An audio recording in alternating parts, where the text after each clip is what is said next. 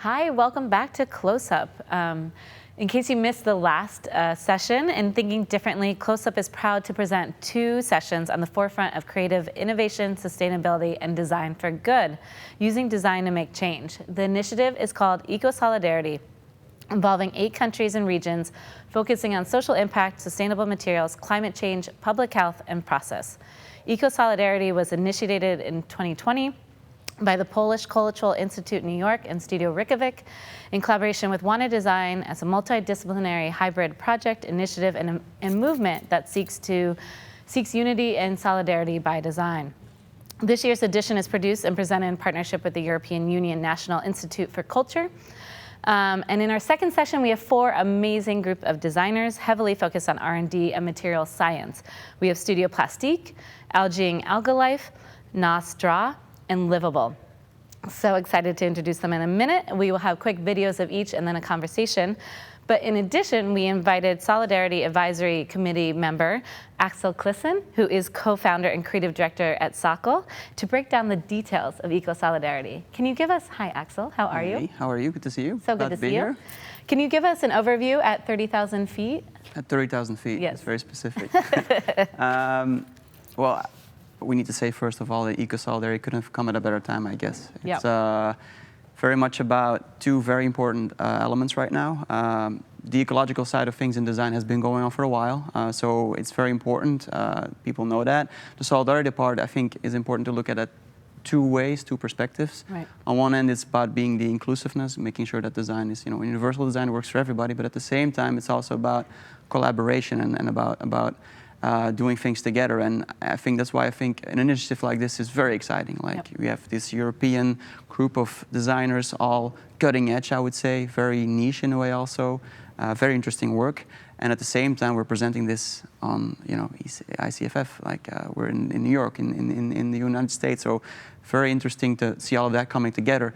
At the same time, it's also the realization of we can't do this alone. If we want to make that change, we have to do this together. And I think that's where this really kicks in, is getting that 2 continents and help that movement spread globally. I think that would be amazing. And we know it's doable. Right. That's what we learned from the pandemic. This is something we can do together. So let's tackle this together as well. Yep, and we're better together. And I think I mentioned last session, but it's Eco-Solidarity represents 8 countries and regions. So super cool. So without further ado, let's dive in. Should we dive in? Okay, so first up, please say hello to Teresa Bastic and Archibald Gotts of Studio Plastique. Their big idea centers around the goal of offering alternative and diversified visions and opportunities for the European flax market. Let's see for ourselves.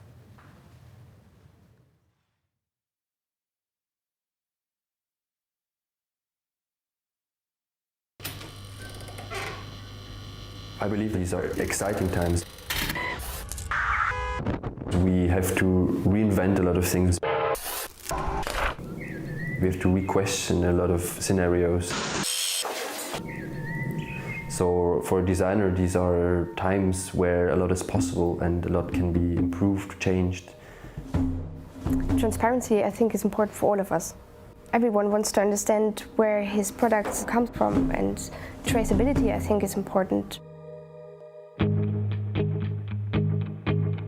Studio Plastique is a design and research studio which is based in Brussels. We focus on topics that range from resources all the way to production, and also the afterlife of products, of resources. It's extremely important for us to understand the materials that we're working with from the bottom up. We are somehow disconnected from our natural environment, and I see ourselves as matchmakers. Reshape the relationship in a way that is perhaps less destructive for one and more beneficial for the other. A recent example of a project is Common Sense, where we've been working with silicates from second cycle, electronic household devices, microwaves, fridges, kitchen scales, the television and printers. It's really everywhere. The problem of the pollution in the glass being a color, for the industry it becomes uninteresting. But looking at it from another perspective, we use this color as an added value for a collection of glassware. You create a new opportunity. So it's all a matter of the way you look at things. The end result is on the one hand that we found a new material cycle that we could access, and as a product we have created a set of tableware that could be easily produced also within a European scale.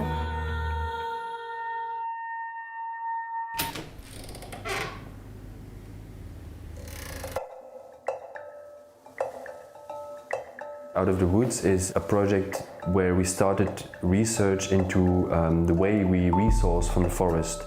And we focused on one material in particular, which is pine resin.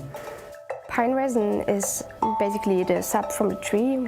So we've been looking at how we could actually implement something that we have been knowing for quite a long time into more modern applications and modern way of using it.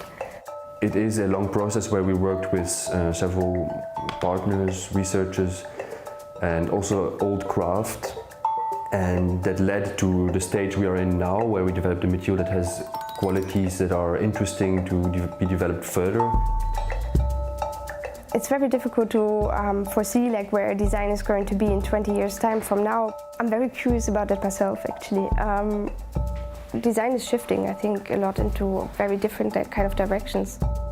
We are in a moment where a lot of things are changing. Change always means saying goodbye to old systems and taking risks by trying new systems. And I hope that designers will be also defined in the future more as part of this change by politics, by policymakers, to be thinking together and collaborate more on several levels.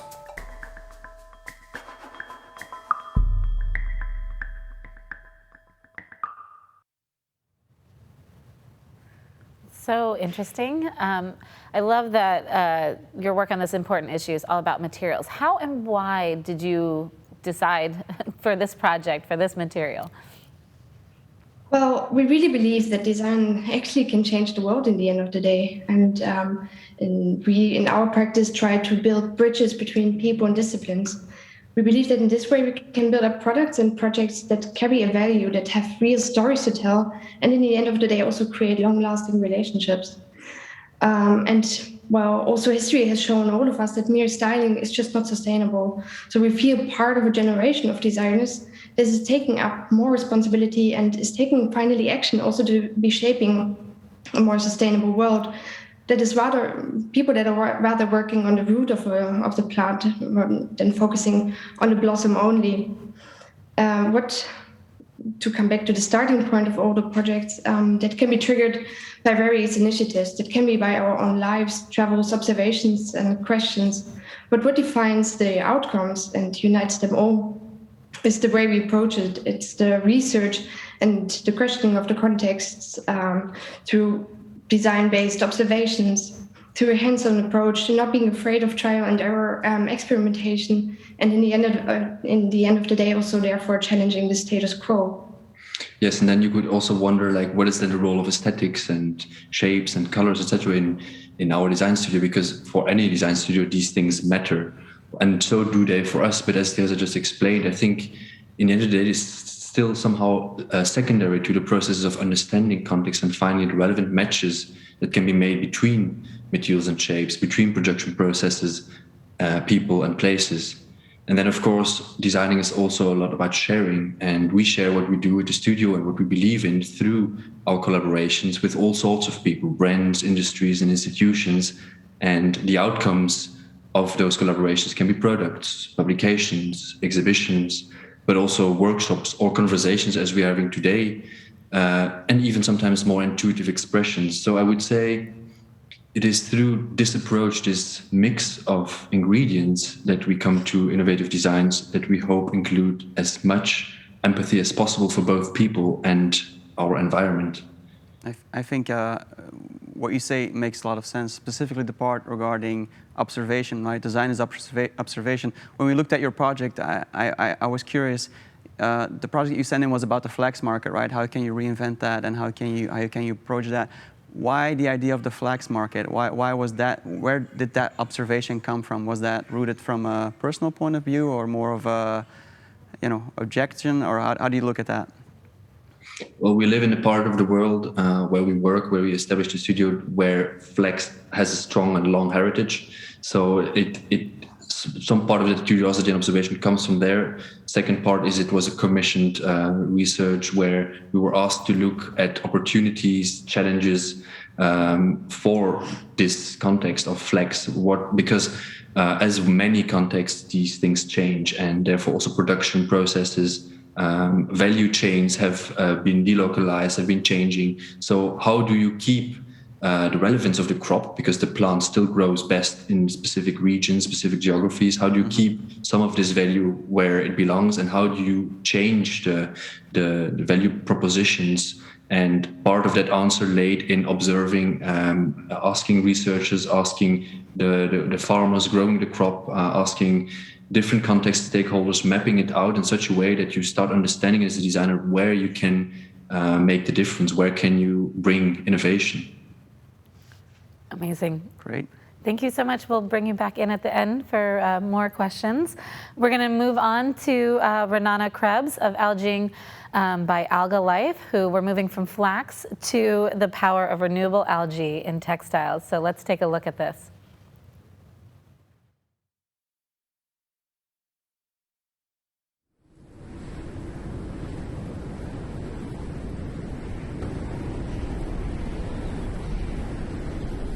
חולצה אחת היום מכותנה מצריכה 2,600 ליטר מים. עם הטכנולוגיה שלנו, של השימוש באצות, אנחנו יכולים לחסוך ביותר מ-2,000 ליטר מים לחולצה אחת. אנחנו משנים את שרשרת הייצור, מייעלים אותה. שרשרת ייצור שלא השתנתה למעלה מ-100 שנה.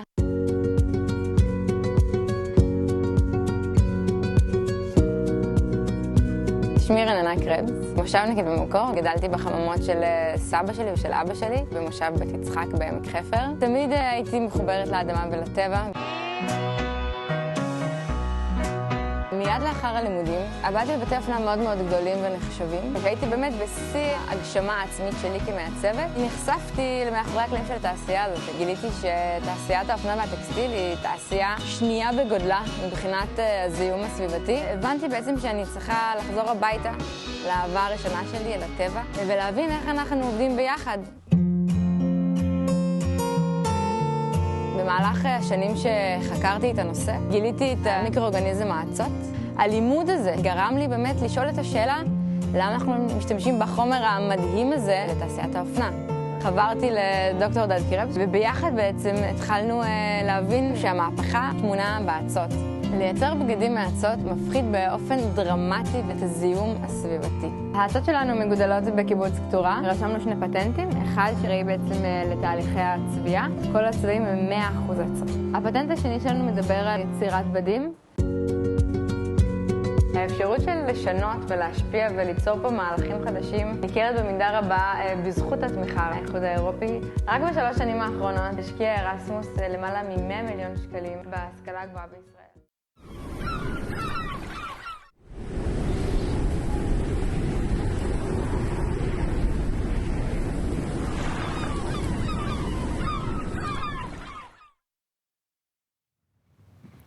This was fascinating. Thank you so much, Renana.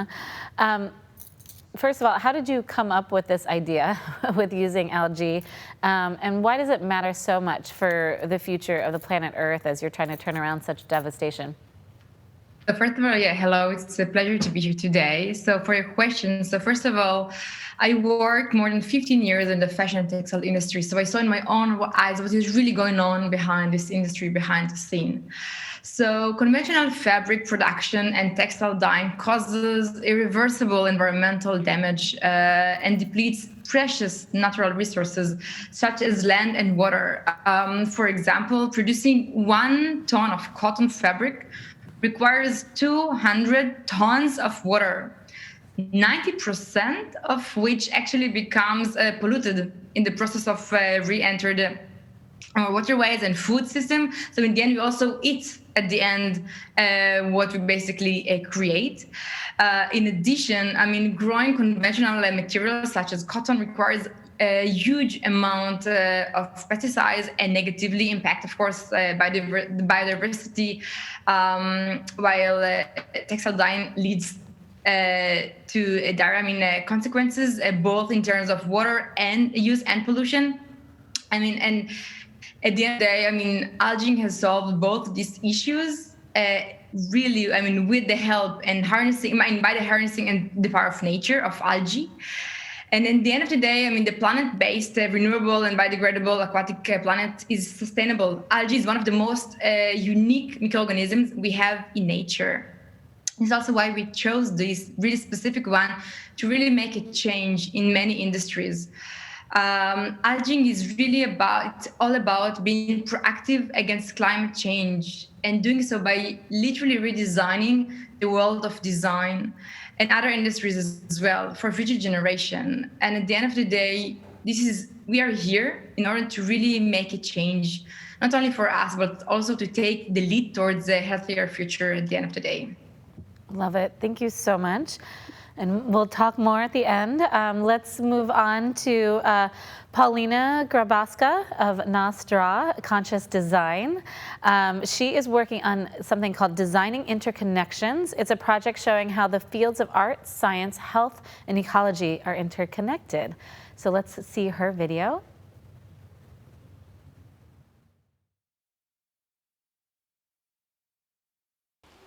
Hello, thank you for having me at Eco-Solidarity CLOSEUP. I'm a designer of innovation in the field of the sustainable development at Nostra Conscious Design. Studio Nostra Conscious Design is my biggest project, which I'm developing for over 10 years. Here we do not only design spaces and objects, but processes that accelerate the change into a circular economy. By having a holistic approach to the research and to the design, in each project we're looking for interconnections and interdependencies between ecology, health, businesses, industries, phenomena, and art. Currently, our biggest strength can be the ability to connect the dots. Technology has always been a double-edged sword. We dig metals to develop it, for example, for robotics, but also to switch to renewable sources of energy. But at the same time, we destroy biodiversity and fragile ecosystems. But we can mine trace metals by using specific plants and hydroponics in biomines. Such solutions can supply the demand for metals, clean up the lands, and bring back the biodiversity. The obtained biomass from these processes can be used to restore degraded soil. By now, we have lost 1/3 of the world's fertile soil.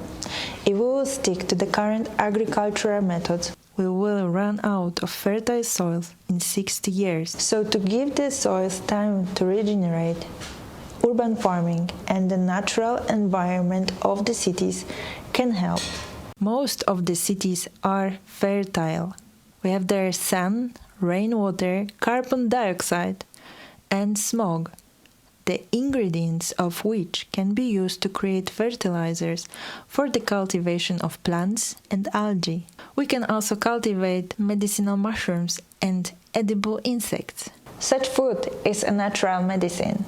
Mood farming is a project where functional food is grown in simple farms in a circular way where no waste is created. What also can improve health, mood, cognition, and sleeping patterns is the proper use of the electromagnetic spectrum, the UV light, visible light, and heat. Thanks to this, we can create immersive experiences. In order to power all of the aforementioned solutions, we investigate bioelectronics. By using plants, mushrooms, bacteria, and organic waste, it is possible to cook or to grow electronic devices such as electric wires, motherboards, or photovoltaic cells. We can therefore move a bit from mining and processing metals and other chemicals, which, as we know, destroys the environment. If we could exchange world waste for the next resources, the cognitive switch would be tremendous for our economy, but also for the environment. The periodic table shows the basics of all things. the building blocks of organic life and the composition of the most complex human-made materials. Everything also follows the same laws of physics. So by having those principles in mind, when thinking about the circular economy, it is possible to see that everything that exists and we have ever created is equally important and equal. Any matter in a given form is at the same time a product and a raw material. Thank you.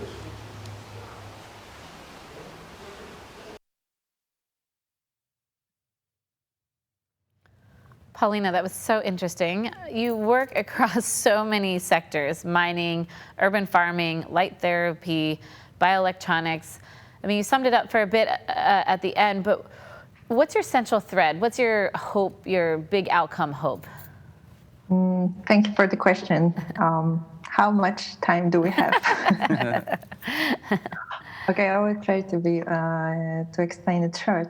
I mean, the main thread connecting all of these areas is circularity and creating guides for different sectors of the economy, so how they can work together. And in our studio Nastra, we focus on regenerative design of the processes, not only the products. So we constantly look for this aforementioned interconnections and interdependencies between almost everything. We believe that there is no waste, and we have only the next resources.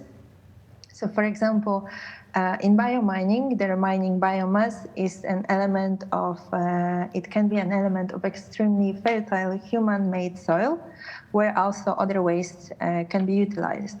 And so therefore we can connect mining with agriculture. And in the other hand, agriculture can be connected to the energy sector, where some of the foods and food waste can become an element of, for example, compostable photovoltaic cells.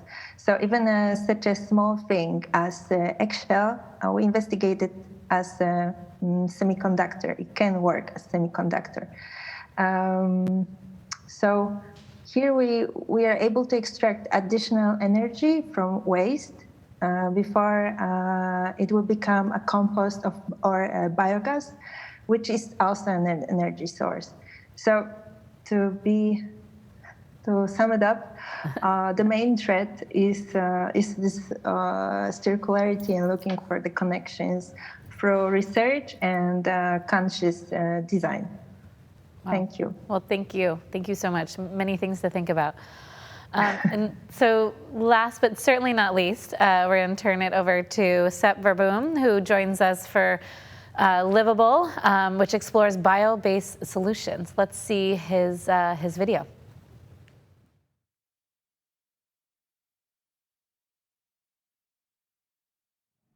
Hello, I'm Sepp Verboom, founder of Livable Platform, and today here we are at a very special location.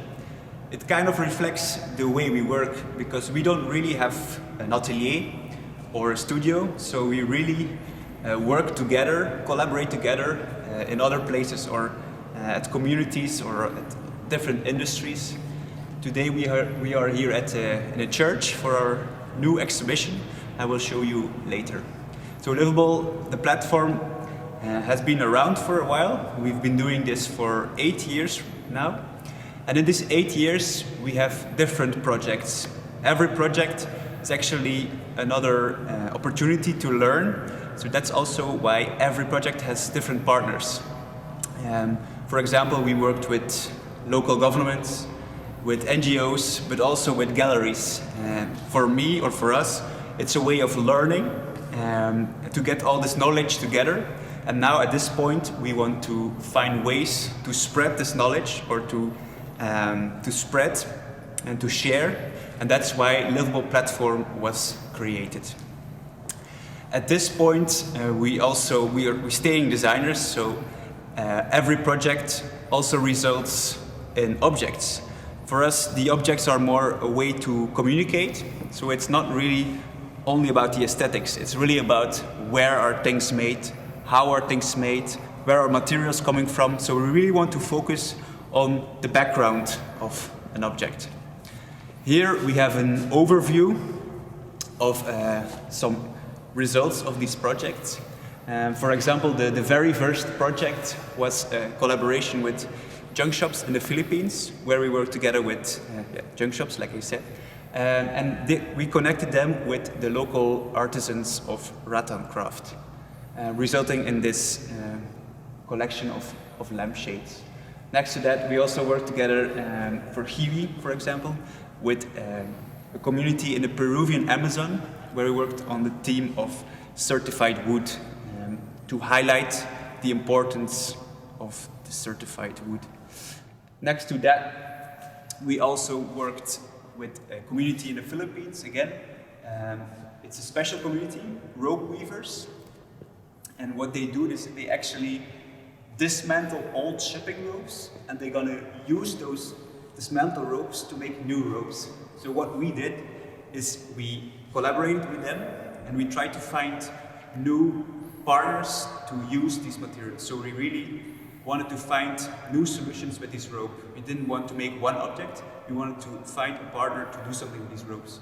And that's how we connected with a rope company in Belgium, resulting in this rope rug. For this video, I would like to highlight on our latest project. It's the latest livable platform project. It's called Ontketen. In English, it means unchain, because we want to find alternative solutions for synthetic materials. This is also another collaboration with ProNatura. ProNatura does green maintenance, where they collect a lot of green waste. These green waste we can use. That's how we connected them with a technology partner, Circular Matters. And they can use these fibers to make a bio-based material. At this point, we want to search for new solutions, new applications, and that's why we launched an open call, where we invite other people, other designers to think along and to find new solutions for this bio-based material. So I want to thank you for this short break, and I see you live, hopefully, there in the studio. Thank you. Thank you, Sepp. That was awesome. So how did you become involved in this and the potential of a bio-based future, and what does that mean to you and to us? First of all, thank you for having us. Yeah. Bio-based material. It's not that I was specialized in this theme or in this topic, but I guess that's just the point. Sometimes it's more interesting to have an outside view or to combine different perspectives, different expertise, and this was the case for this story as well. We connected, like I said, with a social partner who has this fibers, a lot of green waste, local green waste, and then we have at the other side we have a technology partner who used this green waste to make a bio-based material. So I'm not saying we are like the professionals on bio-based materials, but we are professionals in searching new applications, and that we do by combining forces. And combining forces in this project, meaning we are involving the industry, so we are looking together with the industry for new applications, and that's what I was referring to this open call, is connecting talents, the design community to work with this industry, to work towards new solutions. And that's the option, and that's the way to go, I believe in, for the future. Yeah. No, I think that's what Axel was saying at the beginning. We're better together, so absolutely. Love collaboration. Yeah, collaboration is key. All right, so let's open it up to, let's bring everyone in for a Q&A. Yeah, let's do that. I mean, I've got a question for the group, and I want to start with Renana, actually. I think scalability is a big keyword when it comes to bringing innovative ideas to the table. I think that's also what makes the difference between a great idea and an actual impact. Renana, when we in the committee looked at your project, that was one of the things that stood out. you single out a specific problem and then try to tackle it at the core of the process of how an industry deals with that. Was that always your intent from the beginning, like really let's go for something that's going to have a big impact, or is that something that came along while you were researching algae? This is a really great question, so thank you so much. I mean, honestly, yes, it was from day zero, so to say. We aimed for scalability. Because I'm coming from this industry, I know how it works from within. I know very well the supply chain, what it needs in order to really be, to make a change, like a real impact. So yes, scalability was actually from beginning of our journey when we started AlgaLife and algae. And this was very important because for us, in order to really make an impact, in literally to work with to the wide of the industry, we need to be scalable. We need to find a solution that works not only for one company, but works for everyone. So for us, was really the idea was to add on to have a really scalable raw material. We need to have a drop-in solution. So basically, everyone can be part. Each company and its innovation, each company and the needs. And this is something that I think it's crucial for every company, for every idea, to have an impact, to really, be a part of the entire supply chain with a value within. And also, I mean, to add to this, at the end, we have basically developed from algae both fiber and dye stuff. And if you will look around you, everything you see, touch, and feel and smell is a combination of color and fiber. And this is what we are doing. So we started with the textile and fashion industry, but we're already now expanding to other industry like hygiene and in the future for automotive. For us, it's really about understanding the core of design. Where are we starting from? From which material? Is it an idea?